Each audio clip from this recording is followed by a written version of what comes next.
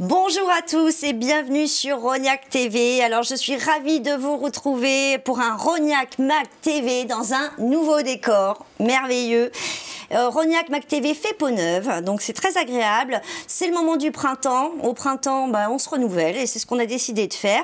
Alors, sur ce nouveau numéro, nous allons accueillir des chroniqueurs, des invités très régulièrement. On va parler d'environnement, de culture, de jeunesse, de sport, de tout ce qui fait la vie des Rognacais et des Rognacaises. Et pour ce premier numéro, nous avons des invités de choix. Et donc avec Julien... Mais oui, Julien Posse, Julien qui nous parlera de jeunesse, tout le monde connaît Julien, donc comment vas-tu Julien? Merci d'être venu. Merci, et toi ça va bien? Écoute, ça va, pour ce premier numéro, on est plutôt content de se retrouver ici.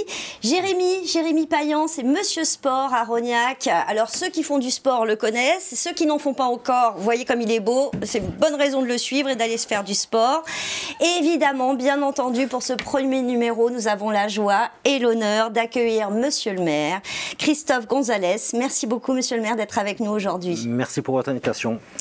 Soyez le bienvenu. Vous venez quand vous voulez sur ce plateau. Ce plateau est un petit peu le vôtre. Alors, on va commencer tout de suite à évoquer les questions de jeunesse sous différents aspects avec Julien et Jérémy. On va parler évidemment des jeunes, de l'importance du sport pour les jeunes, mais pas que. Pour tout le monde. Peut-être, Monsieur le maire, un petit mot avant tout sur effectivement la nécessité de se pencher sur ce qu'on appelle nos générations futures, ceux qui feront le Rognac de demain. Quelques mots sur l'importance de la jeunesse ici à Rognac. La jeunesse, c'est l'avenir, donc il faut prendre soin de notre avenir en pensant à notre passé. Et donc la jeunesse rognacaise est très importante à mes yeux. Et, je ne suis pas parent, mais j'ai des neveux, des nièces, et donc la jeunesse, c'est quelque chose de primordial. Et tous les petits Rognacais et Rognacaises comptent sur vous. Julien, première chronique. Alors, il faut faire un vœu pour sa première chronique. D'accord, je ne vais pas le dire. J'y pense. Non, tu ne dis pas, tu penses. C'est fait? Ok. On va voir. Alors, on y va. Jingle pour la chronique de Julien.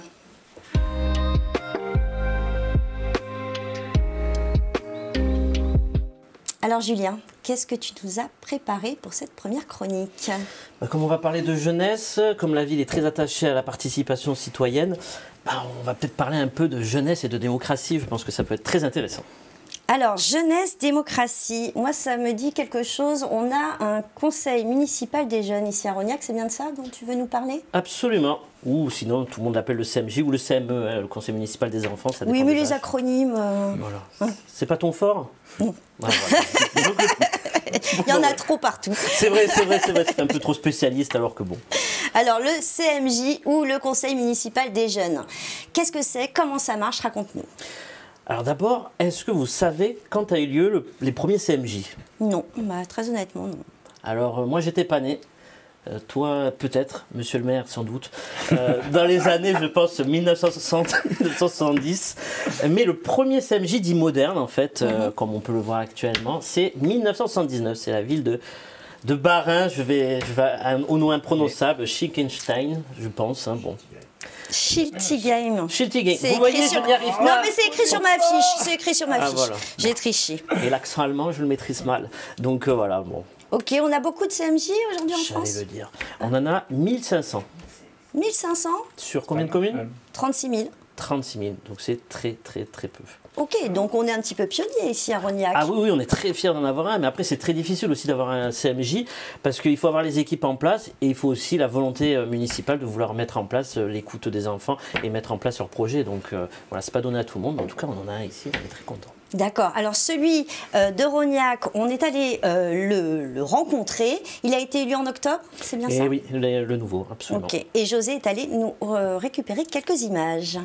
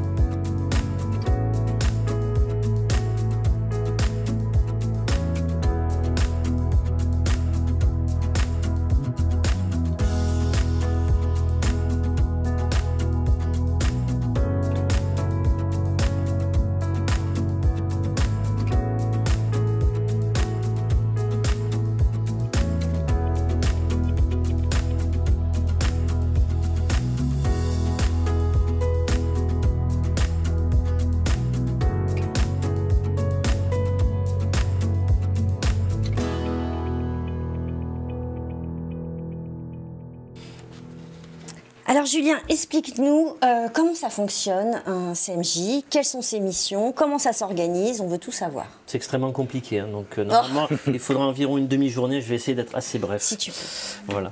Donc en fait, il y a plusieurs moments. On a nos séances de travail, donc ça c'est très important avec eux, c'est expliquer, voilà, vous êtes conseiller municipal des jeunes, mais qu'est-ce que ça veut dire? Donc on peut intervenir dans quoi? Par exemple, est-ce qu'on peut intervenir au collège? Est-ce qu'on peut intervenir au lycée? Bien sûr que non, parce que la municipalité ne s'occupe que des écoles. Donc il y a toutes ces questions-là à voir de manière théorique au tout début pour qu'après ils puissent se lancer dans leur projet. Donc on a généralement une séance de travail par mois, en fonction de leur disponibilité aussi, pour que tout le monde puisse participer. En plus de cela, nous avons donc des visites que nous faisons, des centres de secours. La dernière que nous avons fait, donc, c'est la mairie, pour présenter un peu les services de la mairie. Ils ont eu l'occasion de rencontrer monsieur le maire d'ailleurs. Alors, ils l'ont déjà rencontré, mais ils ont pu faire une interview avec lui ce jour-là. Et en plus, évidemment, ils représentent leurs camarades, donc c'est les commémorations. Le 8 mai, le 11 novembre, le 14 juillet, donc très important. De la vie, effectivement. C'est la citoyenneté, voilà. Et puis le devoir de mémoire est extrêmement important, donc très jeune, il faut leur apprendre cela. Alors, je crois qu'on a quelques images justement de cette visite du CMJ. Monsieur le maire, quel merveilleux outil d'éducation à la citoyenneté.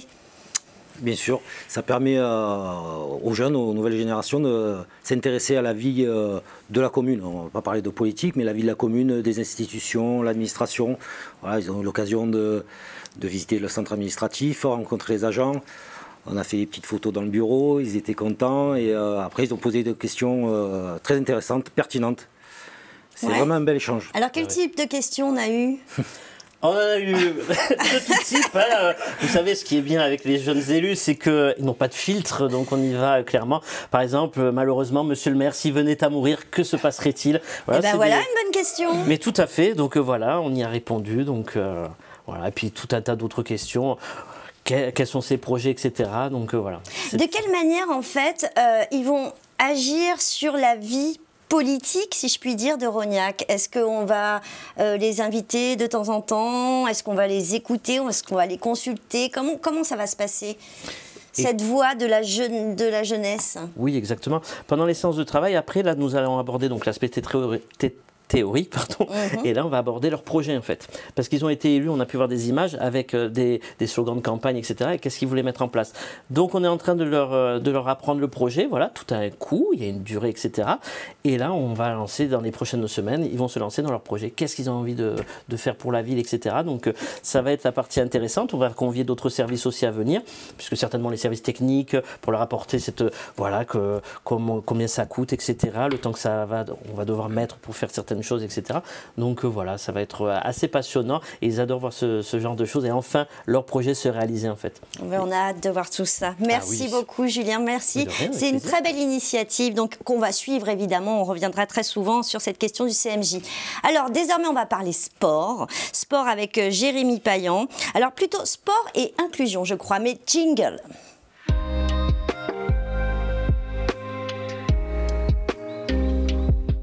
Alors Jérémy, on le sait, le sport est un facteur essentiel dans la construction des jeunes et dans l'apprentissage de valeurs comme le respect et puis plein d'autres encore. Et notamment la question de l'inclusion y est traitée particulièrement ici à Rognac. Vous pouvez nous en dire deux mots ? Ah ouais, pour nous, l'inclusion dans le sport, c'est de permettre et de donner la possibilité à chacun de pouvoir pratiquer, s'épanouir et progresser dans sa pratique. Pour ça, on essaie au sein de la commune de mettre en place les conditions pour que chacun puisse pratiquer. Peu importe son âge, son sexe, son appartenance sociale ou même son apparence physique. Pour ça, je peux vous donner plusieurs exemples. Oui. On met en place, par exemple, sur la commune, on prend en charge le coût de la licence sportive pour les Rognacais bénéficiant de l'allocation de rentrée scolaire. Okay. On soutient aussi les associations sportives et on les accompagne dans le développement de la pratique handisport. On l'a fait pour le cercle nautique qui a créé une section handivoile. Okay. Et on sait que les équipements pour le handisport coûtent souvent très cher. Les équipements, mais aussi la main-d'œuvre, parce que quand on fait du handi, on a besoin de beaucoup de personnel. Donc voilà, on les accompagne, on les soutient là-dedans. Et on a eu aussi l'occasion, à travers un événement récemment, lors de la Journée internationale des droits de la femme, où on a eu le club de football de la ville de Rognac qui a proposé 2 tournois féminins, un tournoi U10, U11 et un tournoi U12, U13. Et ils ont mis aussi en place des ateliers éducatifs pour développer, valoriser la pratique féminine et l'inclusion dans le sport. Alors, quelques images sur ces femmes et le sport.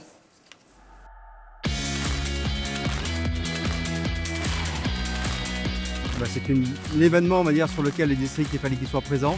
Déjà dans le cadre de la Journée internationale des droits de la femme, dans le cadre, on va dire, où aujourd'hui le football féminin doit se diversifier et doit se dynamiser au sein des clubs, au sein des fédérations. C'est très très important, on va dire, pour nous d'être présents, de montrer cette inclusion, on va dire, dans le football, de montrer que tout le monde a le droit de faire du football, quelles que soient les origines, quelles que soient les classes sociales, et qu'on est là pour rassembler tout le monde. Et on est là pour faire de cette journée, on va dire, une réussite totale. Bien sûr, il faut faire partager le cécifoot à l'initiation du football féminin, parce qu'au moins ça permet aux personnes de voir ce que vivent, on va dire, ces personnes qui pratiquent cette discipline. On a eu aussi également ce matin un atelier à l'arbitrage, pour montrer, on va dire, aujourd'hui qu'est-ce qu'un arbitre, comment fonctionne un arbitre. Et c'est important, on va dire, de donner les bases et des bonnes bases, on va dire, aujourd'hui, sur le comportement de demain de ces joueurs qui feront l'avenir du football.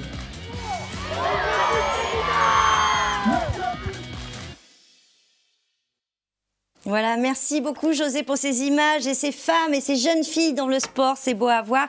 Alors, quand on parle d'inclusion, on ne parle pas évidemment que de sexe, de femmes, on parle aussi d'handisport. Vous pouvez nous en dire 2 mots, Jérémy? Oui, on parle aussi d'handisport, on parle de l'inclusion dans son intégralité. De toute façon, l'inclusion, ce n'est pas un sujet qui est ponctuel, c'est une réalité quotidienne. Et nous, avec le service des sports, on essaie de balayer tous les sujets possibles.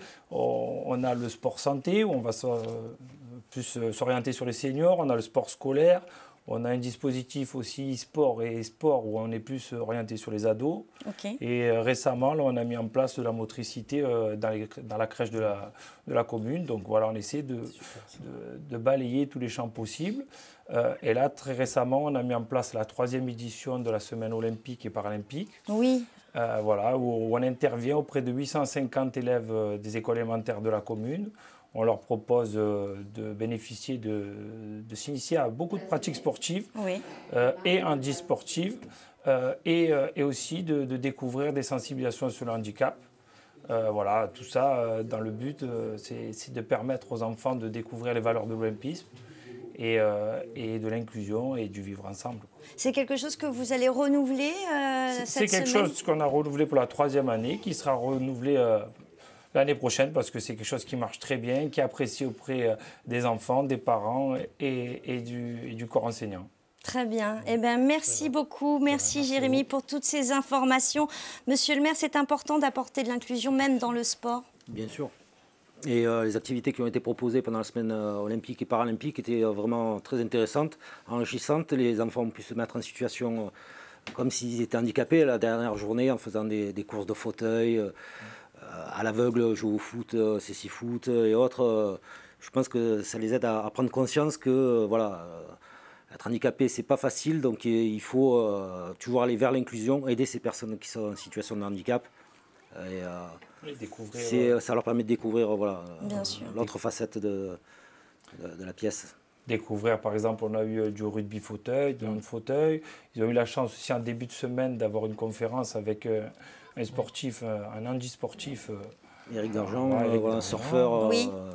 Amputé de la jambe, qui a présenté voilà, le dispositif aussi qu'il a pour vivre au quotidien, donc faire découvrir les obstacles qu'il a rencontrés au fil de sa vie, comment il les a surmontés et donner la force aux enfants. Souvent des sportifs très inspirants, effectivement. Eh bien, merci beaucoup, merci monsieur le maire, merci à nos 2 chroniqueurs. Donc on va retrouver régulièrement Julien Posse et Jérémy Payan. Julien pour tout ce qui est jeunesse et Jérémy pour tout ce qui est sport. Merci à vous 2. Bravo pour cette première édition. Merci.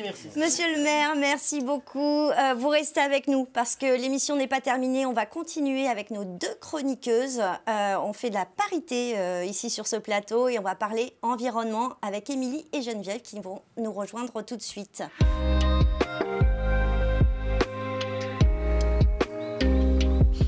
Alors c'est le printemps, il fait beau, la nature se réveille, alors c'est le moment de la célébrer. Et pour la célébrer, nous avons deux chroniqueuses qui sont Émilie et Geneviève.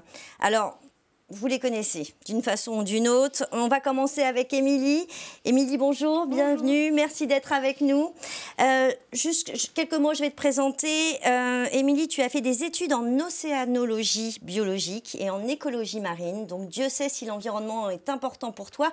Est-ce que tu peux nous dire ce qui t'a animé dans ces choix d'orientation? Oui, tout à fait, je suis passionnée par l'environnement et sa conservation, bien sûr. Et je pense qu'effectivement, à l'heure actuelle, c'est un enjeu majeur que de préserver la biodiversité et l'environnement, et notamment marin, d'où l'orientation de mes études. Et d'ailleurs, pour l'anecdote, est-ce que vous saviez que plus de 50% du dioxygène présent à la surface de notre planète est produit par les processus photosynthétiques marins? Alors, si je te réponds honnêtement, je vais dire oui, pour une fois. Oui. Pour simplifier, on pourrait dire qu'en fait, une respiration sur deux, en fait, on la doit finalement à l'océan. Bon. Et la Posidonie notamment qui joue un grand rôle et qu'on a ici sur nos... Tout à fait. Et dans l'étang, on a la zoostère d'ailleurs, qui est un peu l'équivalent de la Posidonie dans la mer et qui est replantée actuellement. Super cette chronique avec Émilie, on va apprendre plein de choses. Alors Émilie, peut-être aujourd'hui tu avais choisi de nous parler d'un thème qui pour le coup n'est pas lié à la mer, mais plutôt à l'air et aux oiseaux, si j'ai bien compris. Tout à fait. En général, de toute façon, je vais vous parler d'environnement et de sa préservation. Et surtout en fait du rôle que nous humains nous pouvons jouer justement dans la préservation d'espèces qui en fait sont finalement essentielles aussi pour nous. Par exemple, en fait, il y a certaines espèces qui peuvent être qui jouent un rôle crucial pour les écosystèmes et notamment qui peuvent par exemple permettre la pollinisation des cultures ou encore la purification de l'eau, la régulation du climat, des choses très très importantes. Et par exemple pour ce qui est de la pollinisation des cultures, elle est permise par des insectes, des oiseaux et même parfois des mammifères. Et en fait quand ces espèces pollinisatrices viennent à disparaître, c'est donc tout le processus de pollinisation et donc de reproduction des plantes qui est mis en péril et donc en fait les cultures, que ce soit les fruits, les graines, tout ça que nous consommons sont diminuées. Donc ça a un impact direct sur notre agriculture locale, notre alimentation et très bien. Alors ici à Rognac, vous avez mené des actions. Je crois qu'on a un cas concret qui a été illustré. Je pense que José est allé avec sa caméra prendre quelques petites images. Tu peux nous en parler, Émilie? Oui, tout à fait. Il y a un pylône à hirondelles qui a été mis en place il y a quelques temps. Donc, à l'ancien port de Rognac, dont nous avons parlé tout à l'heure. Et d'ailleurs, en parlant d'hirondelles et des services que les espèces peuvent nous rendre, est-ce que vous avez une idée du service que peuvent nous rendre les hirondelles? Alors, à part que les hirondelles font au printemps, c'est déjà un beau service. C'est ce qu'on dit, mais sinon, non. Eh bien, en fait, elles consomment les insectes volants, et notamment donc les mouches et les moustiques. Et des choses dont on a tendance à vouloir se débarrasser. Donc, quoi de mieux qu'une solution naturelle telle que les hirondelles, plutôt que d'utiliser des insecticides qui sont potentiellement nocifs pour l'environnement et aussi pour nous. Donc, on a voulu favoriser leur nidification dans le marais en mettant à disposition ce pylône. Parce qu'en fait, dans la nature, les hirondelles font leur nid avec des petites boulettes de boue qu'elles prennent avec leur bec. Donc, ça pose deux problèmes pour leur nidification. Déjà, il faut trouver de la boue. Et en fait, avec les périodes de sécheresse prolongées qu'on a, faut la trouver, la boue. Et deuxièmement, il faut qu'il y ait une bonne adhérence sur le mur de la maison, et notamment, par exemple, avec du crépi.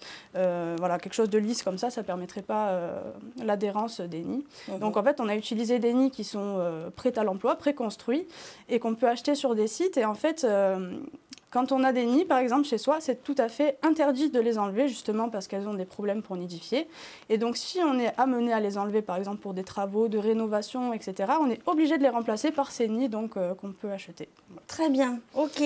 Alors, on sait que quand même la question environnementale souvent intéresse les jeunes. C'est le cas ici à Rognac? Eh bien, tout à fait. Le panneau pédagogique est actuellement réalisé par une classe de CM2 de l'école Romain Rolland, dans laquelle nous sommes intervenus, donc pour leur donner, déjà pour les sensibiliser à ce sujet et pour leur donner toutes les clés nécessaires à la réalisation de ce panneau. Et honnêtement, les jeunes étaient vraiment réceptifs, très impliqués. On posait beaucoup de questions et c'était un échange vraiment agréable avec eux. Et on se languit de pouvoir les inviter pour l'inauguration du pylône qui aura lieu ce 24 mai à l'occasion de la fête de la nature. Très bien. Allez, on regarde tout de suite le reportage. C'est un projet déjà qu'on avait depuis quelques années, déjà 2 ou 3 ans. Et en fait, on a profité du service civique d'Émilie pour le mettre en place. Et on a déjà fait pas mal d'abris à biodiversité dans le Marais. Mais là, les hirondelles, c'est quelque chose qui nous tient à cœur parce qu'on sait que c'est une espèce en voie de disparition, qu'il faut faire quelque chose. On est ici aussi sur un site, on savait qu'elles étaient présentes. Donc on s'est dit, il faut faire quelque chose parce qu'elles ont perdu leur nid. Il faut beaucoup de temps pour une hirondelle pour construire un nid. Donc on s'est dit, c'est un beau projet. Le but, c'était aussi d'inviter les écoliers, de pouvoir éduquer, transmettre, sensibiliser. L'hirondelle, elle est très utile, elle va permettre de limiter les populations de moustiques. Donc autant inviter les hirondelles plutôt que de mettre des produits nocifs. C'est très important au niveau de la mairie, bien entendu. C'est une association qui nous tient vraiment à cœur à nous, la municipalité. Et surtout moi, parce que c'est ma délégation. Grâce aux services techniques et aussi à leur aide, on a pu donc venir hier avec le tractopelle pour faire le trou qui est juste derrière moi, pour mettre ce très beau nid. Et l'environnement est très important aujourd'hui pour toute la commune, mais surtout aussi pour les Rognacaises et Rognacais. Sur les 127 projets qui ont été proposés au conservatoire, ils ont pris notre projet pour être labellisé, donc on est très fiers, on est très contents de travailler pour le conservatoire.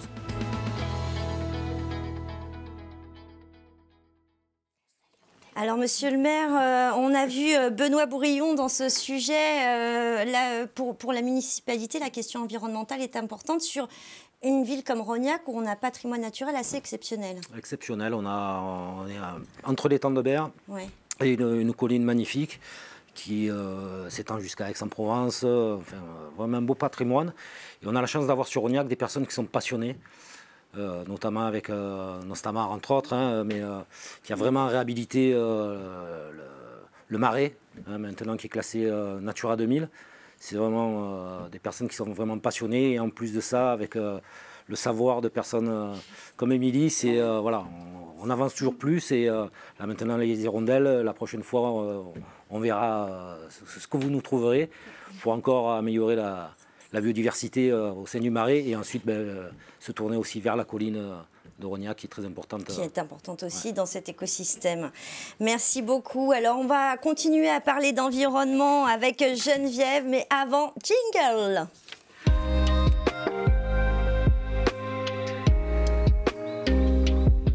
Alors on va rester sur les... Bonjour Geneviève. Bonjour. On va rester au bord de l'étang. On va parler de l'ouverture d'un sentier littoral avec Geneviève. Alors pour ceux qui ne connaîtraient pas Geneviève, elle est partout. Elle est sur les marchés, elle est dans les assos. C'est une figure locale. Donc si vous ne la connaissez pas encore, vous la connaîtrez demain, c'est sûr. Geneviève, allez, quelques mots sur ce sentier. Alors le sentier débute au port. Et le port, c'est quelque chose dont on n'a plus comment vous dire, on a des archives que depuis 1712. Toutes les archives d'avant ont disparu. Elles ont été brûlées, je crois. Ouais. Et ce port était très important à l'époque parce qu'il servait au ravitaillement. Il ramenait les marchandises, par exemple le bois. Ça a été pour la construction de l'aqueduc de Roquefavour. Ah oui. Ils ont transporté les marchandises pour la gare, enfin pour plein de choses. Et les Italiens venaient jusqu'au port chercher notre vin et notre huile d'olive pour les retransporter chez eux. Parce qu'on faisait déjà du vin et de l'huile d'olive à l'époque, au XVIIIe siècle. Oui, alors c'est vrai qu'on a du mal à imaginer une activité comme ça, portuaire, ici à Rognac, avec du transport de marchandises et de denrées. C'était le seul moyen. C'était le seul moyen pour transporter les marchandises. Très Après bien. la périclité, malheureusement, il y a eu plein de choses. Et maintenant, on a commencé à le faire revivre. Émilie, je ne me rappelle plus ce qu'on a fait. On l'a désemblayé, on a fait plein de choses. Pour qu'on le voit ressurgir comme ça dans notre paysage. Ouais. Et vous avez aménagé donc on a aménagé le port. D'ailleurs, il y a des arbres fruitiers, on a mis le banc rouge, on a mis un tas de trucs. Alors, ce sentier, quand on s'y balade, qu'est-ce qu'on y voit? Alors, le sentier est à la gauche du port. C'est le sentier du Bosquet. Oui. Il y a une passerelle qui a été édifiée.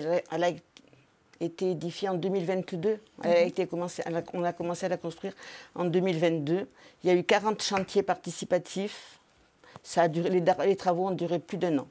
Ok, 40 chantiers participatifs, ça fait quand même du bon sur le terrain, ça. Il y avait tout Nostamar, tous nos bénévoles de Nestamar, et on a une équipe d'hommes qui est formidable. Alors Ils peut-être sont 2 mots formidables. sur l'association Nostamar, parce qu'on n'en a pas parlé. Je ne sais pas, Émilie, Geneviève. Oh, Émilie qui va en vous en parler mieux que moi, parce que moi je 2 bégaye. mots pour nous la présenter, cette association. Elle a été fondée en 2012 et elle a, oui, depuis à cœur la réhabilitation du marais de la Tête Noire. Donc il y a des sentiers pédagogiques qui ont été créés et entretenus. Et après, il y a beaucoup d'événements qui sont faits, comme la fête de la nature, des sorties avec les écoles, des balades pédagogiques, qu'elles soient pour des écoles ou pour tout public.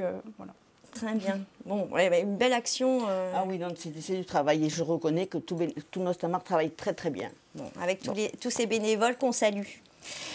Alors, et notre passerelle, donc oui. c'est une passerelle PMR qui va jusqu'à un petit endroit où il y a un banc et où on peut regarder l'étang. Après, c'est de la terre. C'est de la terre entre des herbes.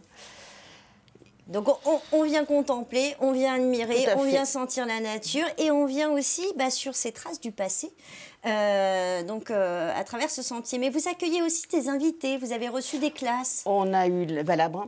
Alors, Valabre, le lycée agricole d'Aix-Valabre, c'est ça, parce qu'ils ont effectivement, Émilie, elle sait, GPN, c'est gestion protection de la nature. Voilà, on peut effectivement y apprendre la gestion et la protection de la nature. Donc, ces élèves sont venus jusqu'à Rognac. Ils sont venus visiter.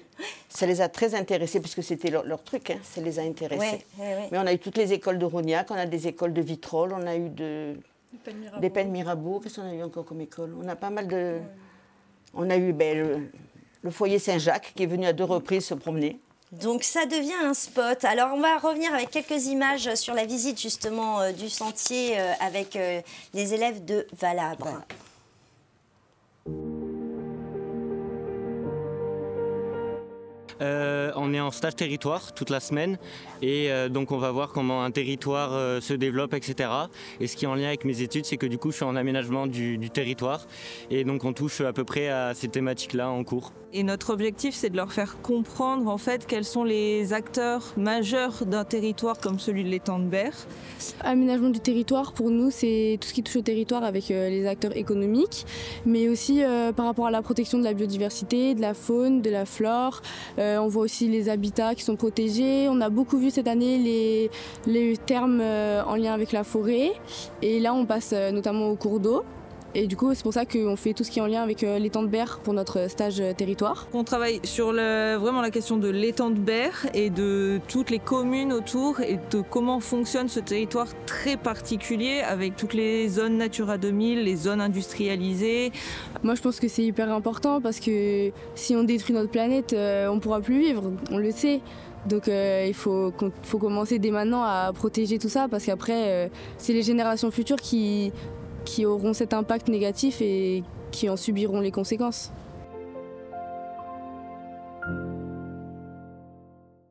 Alors un petit big up quand même à José et ses équipes pour ces belles images de l'étang de Berre. Monsieur le maire, ça fait plaisir de voir son environnement comme ça, à la fois visité par des jeunes qui s'y intéressent et puis aussi peut-être casser un peu cette image, on le sait, de l'étang de Berre et de redécouvrir ces espaces et ces écosystèmes par le prisme d'une nature qui est foisonnante. Tout à fait, et pour en revenir à la jeunesse, voilà, c'est des prises de conscience à travers les jeunes qui s'impliquent de plus en plus dans la protection de notre environnement. Et donc voilà, on y revient, la jeunesse, c'est notre avenir.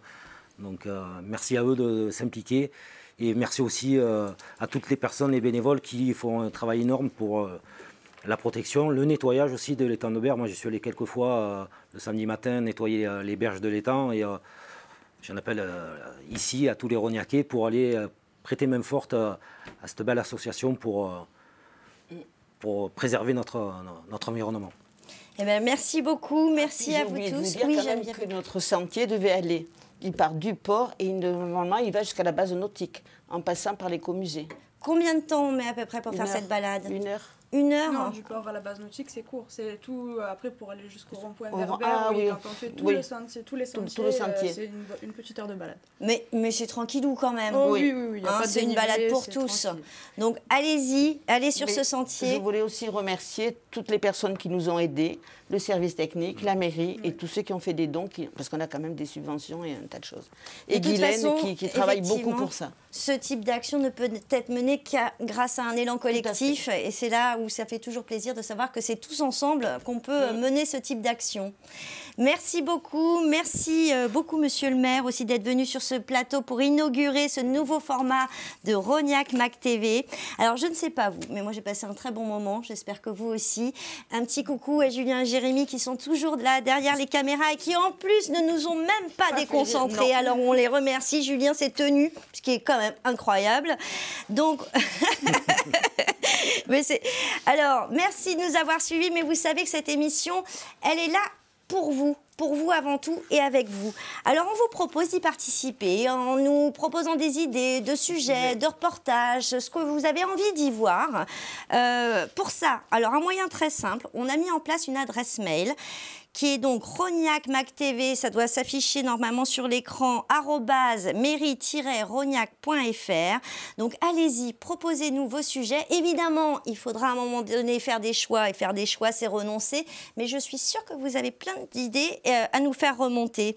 Voilà, on se retrouve très bientôt pour un prochain numéro. En attendant, profitez de cette belle ville de Rognac, du soleil qui nous fait l'honneur de revenir ici, et évidemment de cette nature qui nous environne. Allez vous promener.